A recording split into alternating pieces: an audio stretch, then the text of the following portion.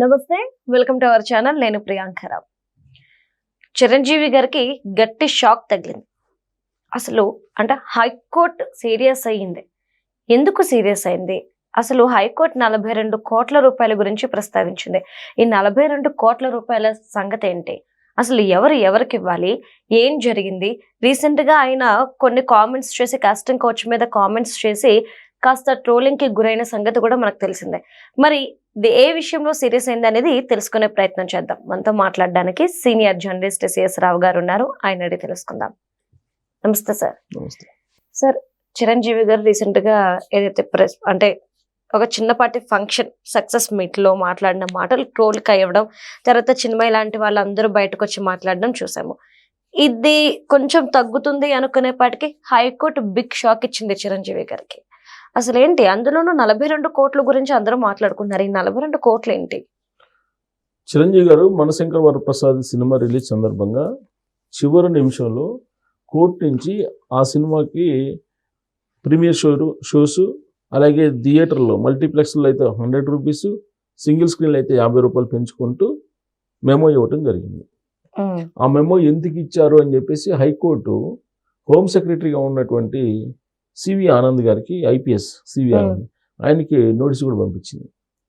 మీరు ఎలా ఇచ్చారు నిబంధనలకి విరుద్ధంగానే. అదే అంతకుముందు కోర్టు ఏం చెప్పింది?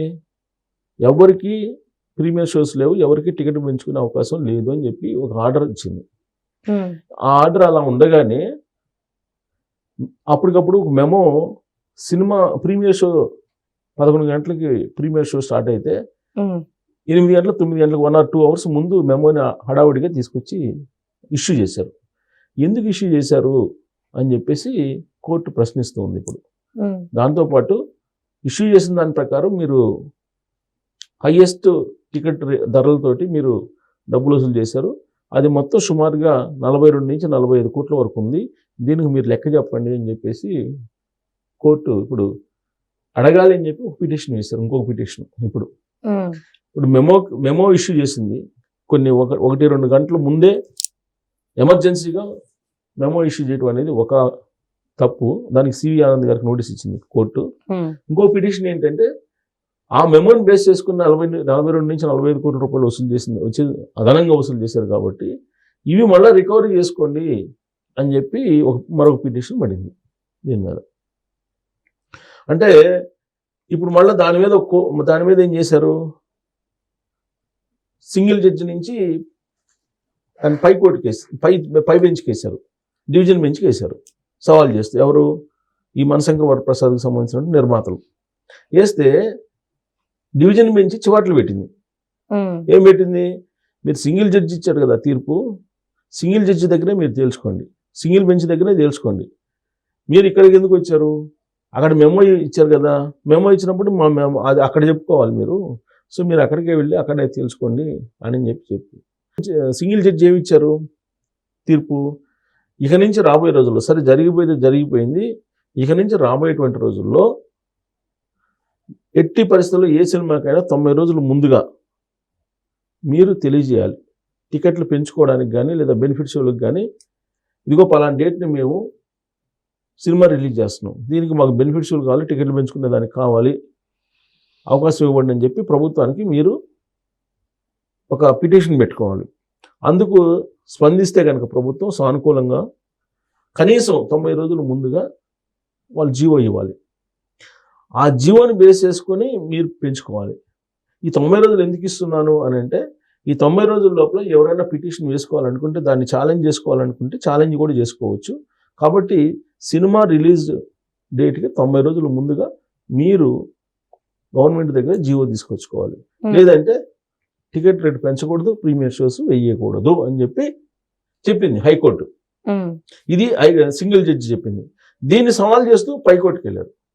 మా 90 రోజులు కాదు, మేము సినిమా డేటు అప్పటికప్పుడు ప్రకటిస్తాం, అప్పటికప్పుడు మేము పెంచుకునే దానికి అవకాశాలు ఇవ్వాలి అని చెప్పి పిటిషన్ వేసి డివిజన్ బెంచ్కి. డివిజన్ బెంచ్ చివాట్లు పెట్టి సింగిల్ జడ్జి తీర్పు ఇచ్చింది కదా, ఆ తీర్పు కరెక్టేనా, అడుగు మాట్లాడుకోండి మీరు, ఆయన చెప్పిన దాంట్లో ఏదన్నా ఉంటే ఆయన సవరణ చేస్తాడు, మీరు వెళ్ళి అక్కడ తెలుసుకోండి అని చెప్పి అక్షంతలు వేసి పంపించింది. సో ఫస్ట్ నుంచి మనశంకర్ వరప్రసాద్ రిలీజ్ అప్పటి నుంచి కూడా చాలా వ్యూహాత్మకంగా న్యాయపరమైనటువంటి చిక్కుల్ని ఎదుర్కొంటూ వస్తుంది. న్యాయస్థానాలను కూడా ఒక రకంగా చెప్పాలంటే హైజాక్ చేసింది అని చెప్పి చెప్పొచ్చు. ఎలా అంటే మనశంకర్ వరప్రసాద్కి సంబంధించి ఫస్ట్ బుక్ మై షోకి కట్టడి చేసింది. ఎక్కడ కట్టడి చేసింది? మనశంకర్ వరప్రసాద్కి సంబంధించిన నిర్వాహకులు ఢిల్లీ హైకోర్టులో పిటిషన్ వేశారు. ఏం వేశారు ఆ పిటిషను? బుక్ మై షోలో రివ్యూలు ఇవ్వకూడదు, రేటింగ్ ఇవ్వకూడదు. ఇది వాళ్ళు వేసినటువంటి పిటిషన్. సరే, సోషల్ మీడియాలో అయితే ఎలాగో వాటిని ఆపలేరు. కానీ చాలామంది బుక్ మై షోకి సంబంధించినటువంటి రేటింగ్ కానీ రివ్యూలు కానీ నమ్ముతారు. ఎందుకు అని అంటే టికెట్ కొన్నటువంటి ప్రతి వాళ్ళకి రేటింగ్ ఇచ్చేటువంటి వెసులుబాటు వాళ్ళ యాప్లో ఇచ్చారు.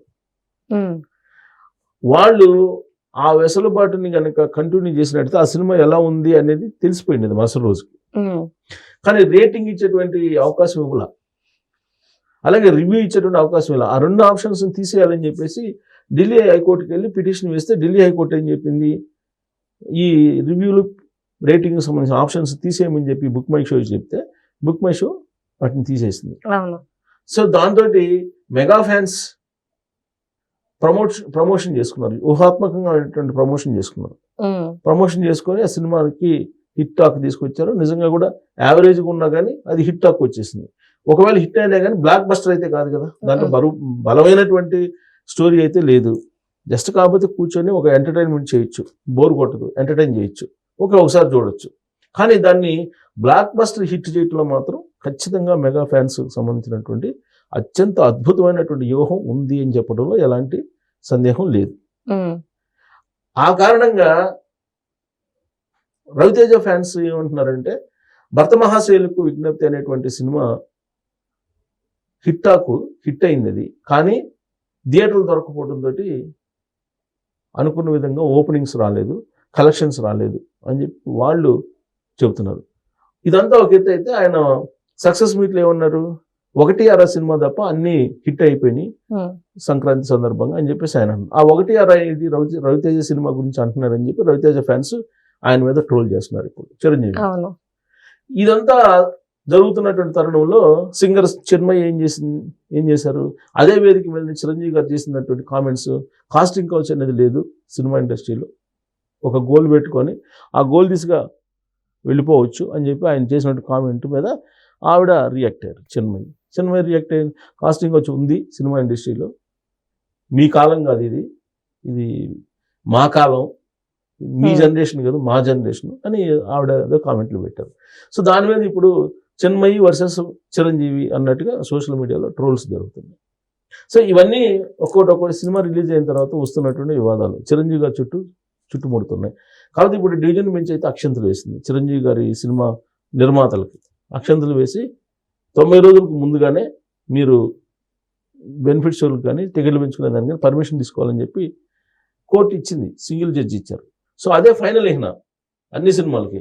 సో కాబట్టి మనశంకర్ వరప్రసాద్ ఎఫెక్ట్ రాబోయేటువంటి సినిమాలు ఏవైతే ఉన్నాయో వాటి మీద క్లియర్గా ఈ 90 రోజుల గడువు అనేది పడబోతుంది. Thank you so much sir.